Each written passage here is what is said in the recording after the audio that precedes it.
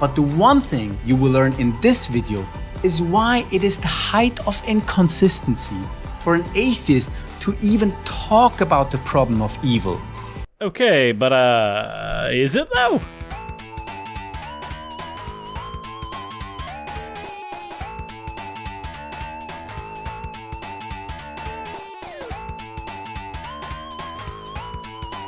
What's up, guys, and welcome back. If you are new here, please take a moment to hit the subscribe button and hit the bell notification icon, and then maybe the YouTube gods won't smite me. That little bit of self-shilling out of the way, you know the drill if you've been here around. We go into fan art, and then we get into the video topic at hand. First, we have a Rule 63 Snow White Suris with GG on the shoulders by Tide, an artist Suris apparently having to draw bread from Ghost-chan. All the memes from my latest streams are just piling up. And speaking of memes from the previous streams, we have all the pretty colors from Jack and Quill. This is because I recently picked up some cheap LED bulbs, and now on streams people can control the lighting in the room by submitting either super chats or artwork. I may have created a monster. Anywho, as always, thank you all for your fan art submissions, and let's get right into the video. On the assumption of atheism, the notion that there is a dichotomy between good and evil is as delusional as the notion that green unicorns and pink dragons race against each other around planet Earth. Not really. The concept of absolute good and evil are not contingent on a god in any way, shape, or form.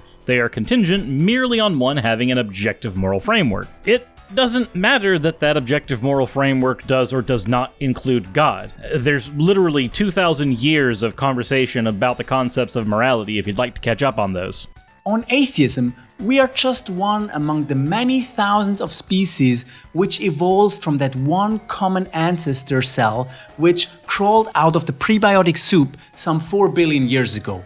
That is, just like snails, rats, sharks, and butterflies, we fight for survival as described by Darwin's beautiful theory of evolution. So, Darwin's theory of evolution has nothing to do about fighting for survival. Now, granted, there are certain things that you will grow via evolution that aid in your survival, but it's procreation that the theory of evolution really cares about. There are adaptations for survival for the purpose of procreation, but to boil the theory of evolution down to just the fight for survival, you completely miss the point of what the theory of evolution actually states. And I'm hoping that's not going to be a theme in this video, but we'll see.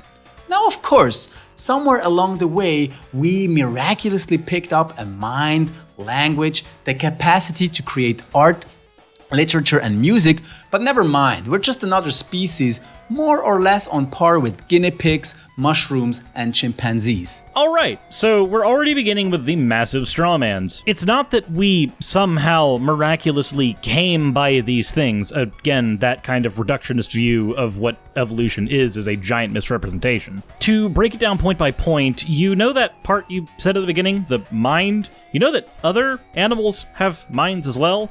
They have brains with thought processes and feelings, and generally speaking, those animals can communicate with one another just fine. They have their own language. It's not language as we would understand it, we have spoken and written form, but there are other animals with different capacities who have different methods of communication than we do. As far as being on par with guinea pigs and chimpanzees, I don't know what you mean by on par.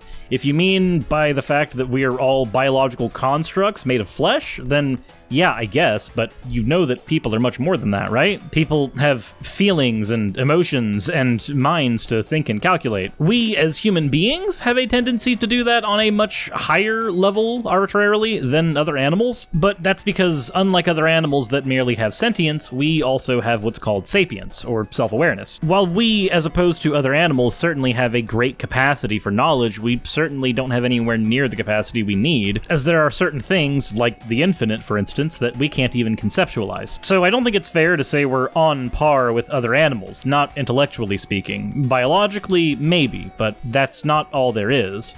That's why Rationality Rules would frequently start his video like this. Why hello my fellow apes, I hope that you're well. Now, what is interesting is that atheists usually don't complain about there being a problem of evil in the animal kingdom. Right, and that's generally because in the animal kingdom, we accept that consumption is the name of the game, and there are obligate carnivores who evolved to be obligate carnivores. There's nothing evil about survival, especially when one can't conceptualize morality in any form. Evil is a descriptive term. It's something that we use to describe an act after the fact. More accurately, evil is also a measurement device. We determine if acts post hoc are more or less evil based on their consequences and intent. These things don't really apply to animals all that often.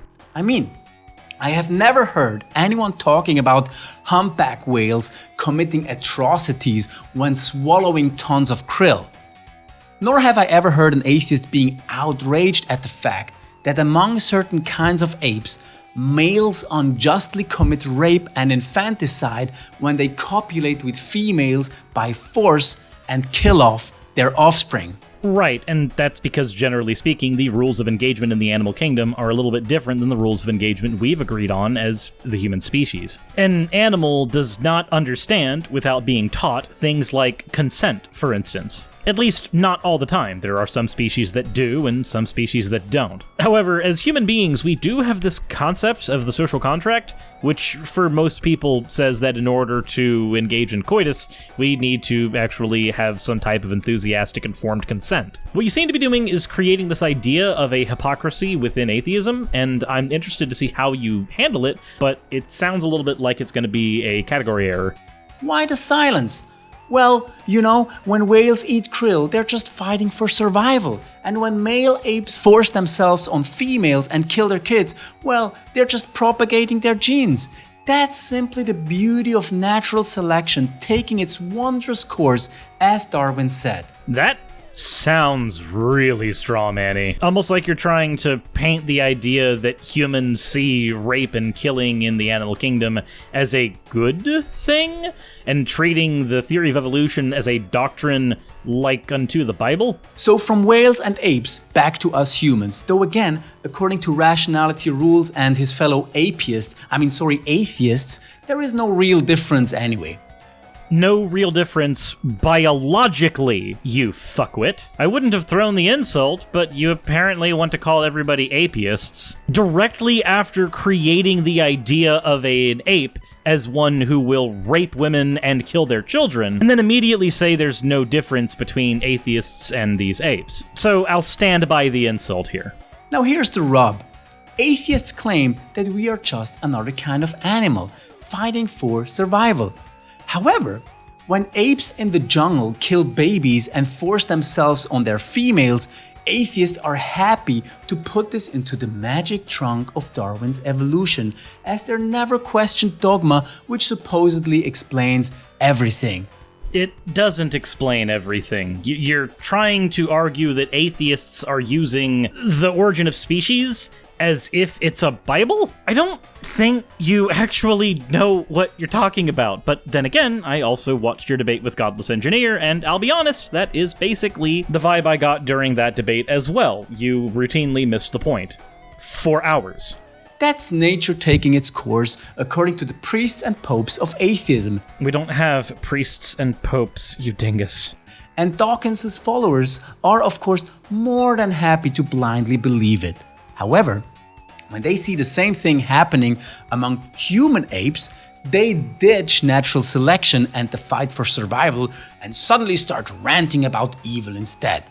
Right, and again, if you could get your ape brain around the idea of the social contract, you'd see why you're committing a flagrant category error. Also, it's not like you can put an animal on trial within the framework of the animal kingdom. They really wouldn't understand why something they've done is wrong or right. Whereas humans, who have sapience and can be taught these things, can understand why something like rape or beating somebody is wrong or right. You're trying to accuse atheists of being hypocrites, but in reality, you're just creating a giant straw man via the category error you're tap dancing around.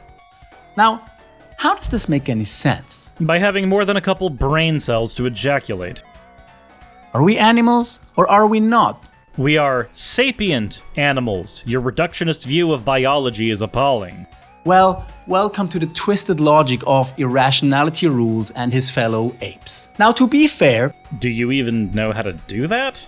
Some atheists are at least rational enough to recognize that none of this makes any sense. Translation, at least some atheists agree with your dogmatic worldview instead of the straw man you presented. And so they try to fix up the situation a little bit. They would say that though we're animals, similar to those raping apes, evolution has miraculously endowed us with a sense of what is good and evil. No, evolution did not endow us with a sense of good and evil. You're trying to talk about a scientific theory within a religious context. This is, again, an error of category. You're applying religious principles to something that is testable as opposed to something that is supernatural. Nobody says, at least nobody with some working brain cells says, that evolution miraculously endowed us with an idea of what's right and wrong. What evolution did do was endow us with the ability to communicate with a complex language, and through that complex language, we learned how to communicate our wants and desires. It's through this ability to communicate our wants and desires that we can start having conversations about what is moral and what is not. If we desire to have a more lawful and stable society, what types of behaviors should we allow? Even the concept of a law is man-made. We do this as part of a social contract in order to coexist, because through this communication, we've also learned that human beings are social animals, and we kind of have to coexist. No one person is a self-made man, and anyone who tells themselves that is lying. To be a self-made person on the internet is to stand on the shoulders of the giants that helped create the internet and the computer you use in the first place. To have the money to build that computer or buy one in the first place, you had to have either worked at a job that was willing to pay you those wages or receive that money elsewhere. No matter what you do, you are bound by social principles, and this is something that humans have come to understand over the last few 100,000 years. It's only through decontextualizing what evolution actually is and taking it outside of the concept of just variation over time that you can construct this religious version of evolution. Now, there is an argument around scientism and hard materialism that we can talk about, but that's not the argument you're making. As a helpful adaptation for our species to thrive and survive, even though clearly there is no such thing as good and evil, but there's only the illusion of it, which we took on in the process of evolution. In fact, some of the most respectable atheist philosophers make exactly these claims, such as Michael Ruse, who says, "Ethics, as we understand it, is an illusion fobbed off on us by our genes to get us to cooperate. Morality, or more strictly, our belief in morality, is merely an adaptation put in place to further our reproductive ends." And so we come full circle. On atheism, evil does not actually exist, other than as a figment of our imagination. So, I've got a few problems with how you're framing this. I mean, that probably goes without saying. I'm recording this and responding to your video. But first and foremost, one of my biggest issues here is that you seem to be under the assumption, A, that atheism has a plethora of authority figures that we are beholden to, not unlike priests, popes, and, God. I've seen the rest of your video, so I know you're going to continue to make this mistake, throwing up quotes of notable atheists and assuming that everybody has to just bend the knee to them. We don't. Atheism is not a religion. Past that point, though, the issue that I have right now is that you're arguing about ethics as if atheists see them as something that's imaginary. And there's a different framing here that I think you need to consider. Instead of arguing that these things are imaginary to the atheist, why not accept that these things are socially constructed to the atheist, at least to this atheist, and to a lot of atheists? And if you have a hard time wrapping your head around that, let me give you some examples of some other things that are also socially constructed, and maybe that will help. Inches, meters, centimeters, and any other measuring device for distance is socially constructed. We built those tools, even though an inch does not exist. I cannot hold an inch in my hand. It is impossible. The actual distance they measure is real, but the tool itself exists in the abstract. This also exists for time. I cannot hold 5 seconds in my hand. I can only measure 5 seconds in time. Numbers are also socially constructed. I cannot hold the number 2 in my hand, but I can hold 2 of something. And let's go on to something that is at least tangible and you can hold, but is no less socially constructed: money. Money has no value outside of the value that we ascribe to it. Take PayPal currency as an idea. This is based, at least in my region, off the US dollar, and the US dollar is based off of legal tender. That is to say it's completely arbitrary and the value is made up. Even when the dollar had the gold standard, the value of gold we used as that baseline was also socially constructed, built off of a formula of scarcity and usefulness, but still incredibly socially constructed and agreed upon. Even the value of items when we go back to the old bartering systems are still socially constructed. This is the same way that people like me view ethics. These are tools that are incredibly useful, and our society does not exist without them, but they are still socially constructed.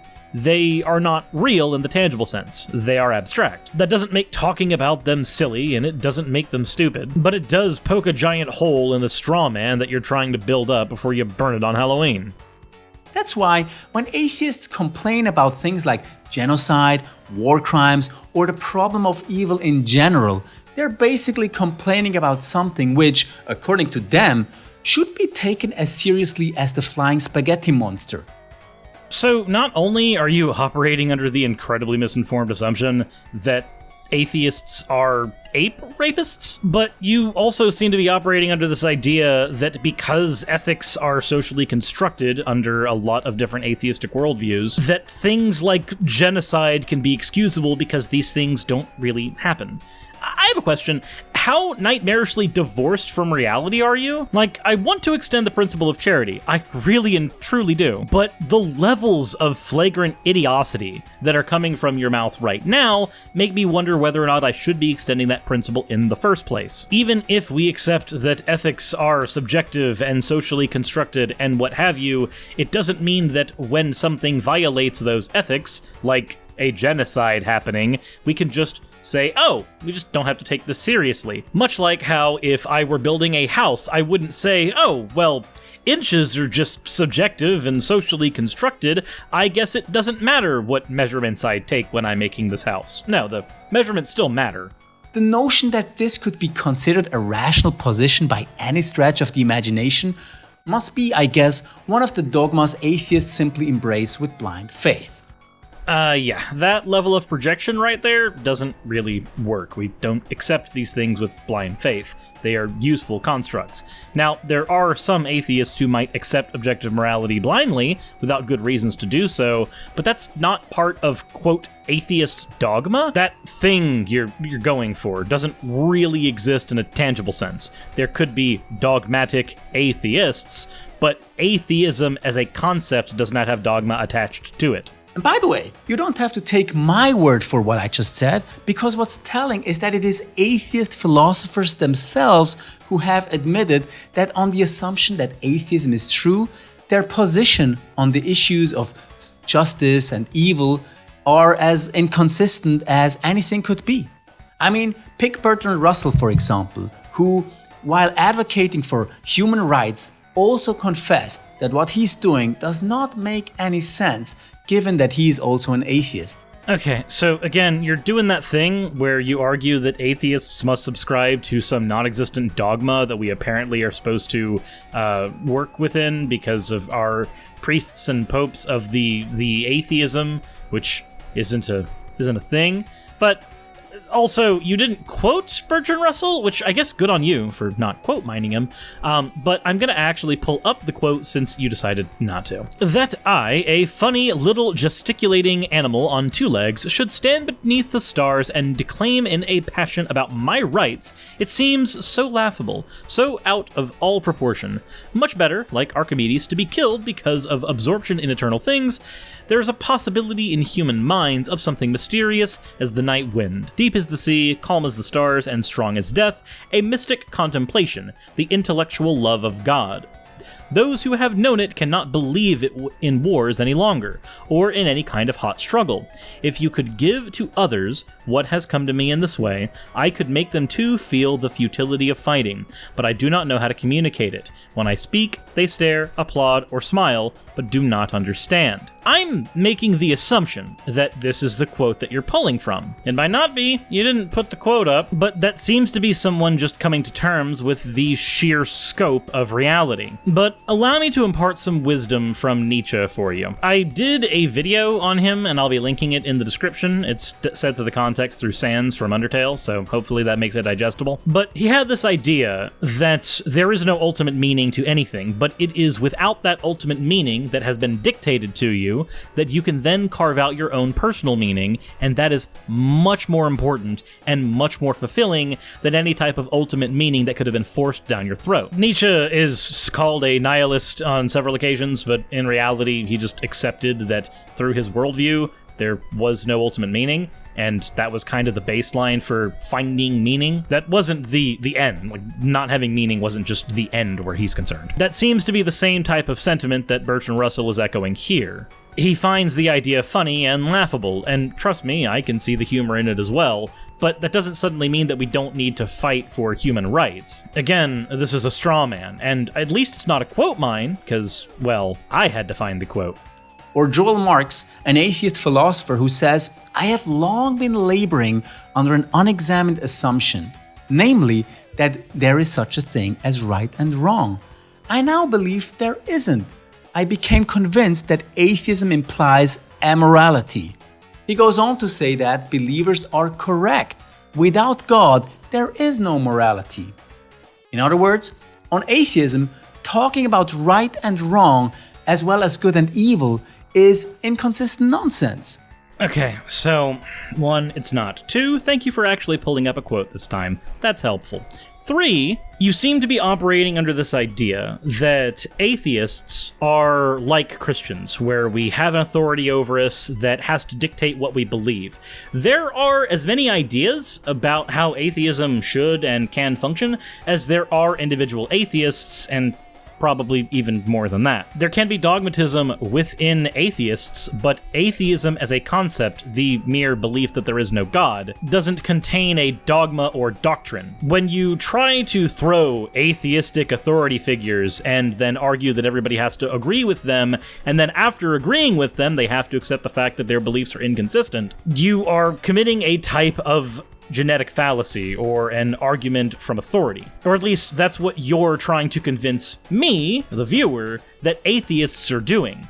But again, this fallacy is a straw man. I care not for what Bertrand Russell wrote, and I care not for what any other author you flap up on my screen has quoted. Hell, I care not for what Nietzsche has wrote as far as calling him an authority is concerned. I just found it interesting and relevant to your point. Under atheism, it could be said that there is no such thing as an ultimate, objective, moral authority. That is not the same thing as saying that morality doesn't exist. This is where me and Joel, who you quoted, are gonna differ. Also, the idea that atheism implies amorality does make sense within the context of atheism, because atheism is an answer to a single question. Do you believe God exists? That can't be a moral or an immoral position in and of itself. So, on its own, that would imply amorality. What we do with morality is discuss it after the fact in order to construct a more functional society. But the idea that morality as a concept is a silly thing to engage in if you're an atheist is absolute horseshit. So as long as you believe that all there is in the universe are atoms and biomolecules, which evolution has miraculously, by the wave of a magic wand, turned into apple trees, raping apes, and Homo sapiens. You said the Homo sapiens were the raping apes earlier. Let's be consistent. You're also ignoring a couple of things. 1, under evolution, you actually can still have a god. Evolution says nothing about the origin of life, only the origin of species, which is how life diverges. So if you're going to sit here and try to argue that evolution miraculously waved a wand, no, it didn't. 1, you're ascribing agency to evolution. It has none. And 2, you're now making the standard creationist mishap of conflating evolution with something like abiogenesis, or the origin of life. Then you have no reason to suppose that good and evil actually exist, other than as an illusory figment of our imagination. And why would anyone care about illusions? That would be as rational as getting all worked up about whether the non-existing green unicorn or the non-existing pink dragon is winning the non-happening competition around planet Earth. On the other hand, if you actually want to affirm that evil is not just an illusory problem, but a real one, You have to allow for the existence of something that transcends both nature and humanity. Right, and you do know that under certain moral frameworks, evil and good can be that transcendent thing, right? Like, I personally don't believe that that's the case, but there are moral frameworks where evil and good transcend these things by themselves. But this is where you tell me that it has to be a god, right? Something which makes the notion of good and evil plausible. A god who created human beings not as another kind of animal fighting for survival, but as creatures with intrinsic value and dignity is a pretty good start and candidate for that. For lots of good reasons that I will not get into in this video now. Of course you won't, because you're too busy calling atheists rapists. And so on the assumption of theism, evil can be consistently talked about as a real problem. This leaves atheists with the following trilemma. The first option they have is to be philosophically consistent, become moral nihilists, and stop talking about the non-existing problem of evil. Not so. If you've ever taken a course in debate, or you've ever actually studied how a lawyer is supposed to do their job, there's a thing called granting the premise. This is where I can grant certain parts of your premise and then see how that plays out. I don't go, morality exists in the real world and therefore God can't exist. I go, under the assumption that God exists, morality would be a tangible thing, and if morality is this tangible thing that has been dictated or at least enforced by God, his inconsistency with that moral framework within the premise I've granted you is the problem of evil. Evil exists in the world under your framework. Therefore, your framework is the problem. Your framework includes the God. Therefore, I have a problem with your framework. Now, there are other versions of God that do not fall for the problem of evil, because they do not claim to be fully holy good gods that are also all-powerful. However, the Christian God does not fall into this category, and unlike you, I'm gonna do my best not to commit an error. This leads to a rather bleak kind of existence, but has at least some integrity to it. More than you have, at least, right? Second option, they keep complaining about evil with the painful awareness of their irrationality, as they are complaining about something which, in their worldview, is nothing but an illusion. So, for one, evil is a colloquialism. It is also a measurement device. We can argue about evil acts without the idea of evil that you have. The evil, as prescribed in the problem of evil, is a thing. It is not just a measurement device. But in, for instance, my worldview, which is atheistic, evil is something that we use to measure the badness or harm of an action as per its consequences and its intent. This is the same with goodness. An act is either more or less good based on its consequences and intent. If someone saves a baby from a burning building, this is a good thing. If they do it for publicity, then it is a less good thing than the person who saved it just because it was the right thing to do in their mind. This is an application of good and evil as a measuring device. It doesn't require cognitive dissonance, it requires treating it like any other social construct we've made. And the third option, atheists may admit that evil is actually real, while also admitting that they have to ditch their atheism to make this claim in the first place. And it is after giving us these three options that you have to admit that you are committing a black and white fallacy. Or though, at least in this case, I guess it's black, white, and yellow. You've shown us three options and said that these are the only three options that atheists have. They have to solve their problem in one of these ways, either by engaging in cognitive dissonance, accepting moral nihilism and being consistent, or ditching atheism altogether. But there are other methods of handling this problem. As I've articulated before, there's the ability to look at evil not as an intrinsic thing, but as a measurement device. This puts evil and good on the same scale as time and distance. The actual distance between something is a real thing, but when we call it inches, we are engaging in social construction. Time passing is a real thing, but as soon as we ascribe seconds and hours to it, we are engaging in social construction. As such, an action can have real tangible effects on the real world, but as soon as we start calling that good or evil, we are engaging in social construction. And yes, even saying my life has value, upon trying to articulate that value, I am engaging in social construction. This is not inconsistent, and it is at least one of many other options that you either don't realize exist or failed to present here on purpose. I don't know which one it is, but considering you made the conflation earlier about atheists being rape apes, I'm not exactly sure how far I'm supposed to extend the principle of charity. This, of course, is scary, considering the dogmatic fervor with which atheists try to defend their position. Yeah, I'm sure some atheists do so dogmatically. I've seen it. But you're trying to commit a hasty generalization fallacy now by saying that atheists do this, or this is something intrinsic to atheism.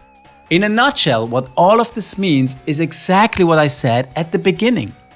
Atheists who talk about the problem of evil are, according to them, engaging in self-delusional gibberish about what doesn't exist in the first place.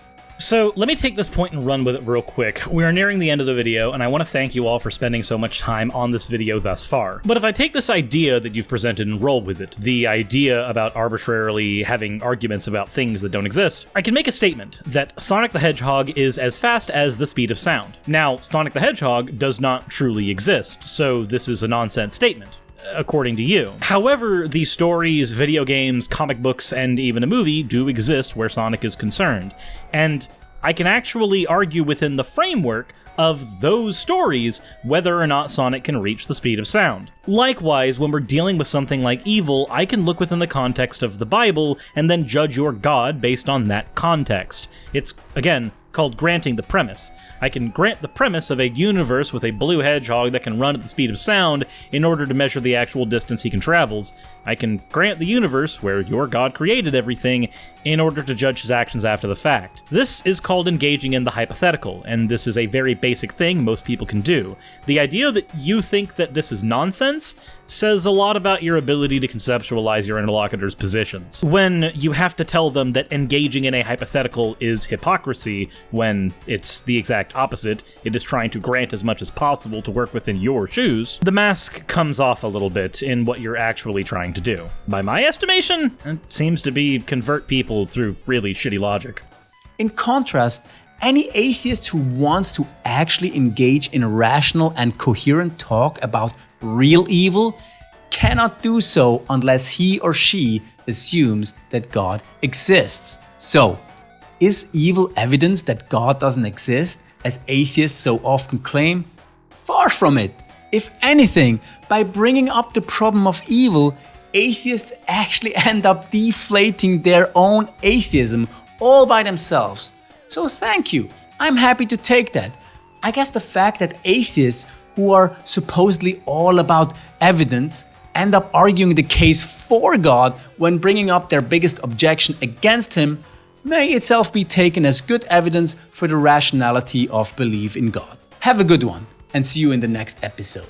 Yeah, I'd rather not. If your episodes are all going to be as strawman-y and honestly vapid as this, then I don't know how many more episodes I'm going to watch. Then again, I've done several videos on biblical gender roles, and they're just about as vapid, so neat. I guess you're right, and I am a flagrant hypocrite. But I don't know how many times I have to repeat the exact same thing. You're trying to argue that when an atheist grants your premise, they have to deflate their own atheism, when that's not what they're doing. They are engaging in a hypothetical in order to have a conversation with you. We do this all the time. When I'm arguing for something like socialism, as an example, if somebody then says, well, let's assume we have a socialist society, what then? I don't get to then do what you're doing and go, aha, see, you had to deflate your own belief in capitalism in order to even talk about socialism. That's evidence for the rationality of socialism. That's not how that works. That's not how any of this works.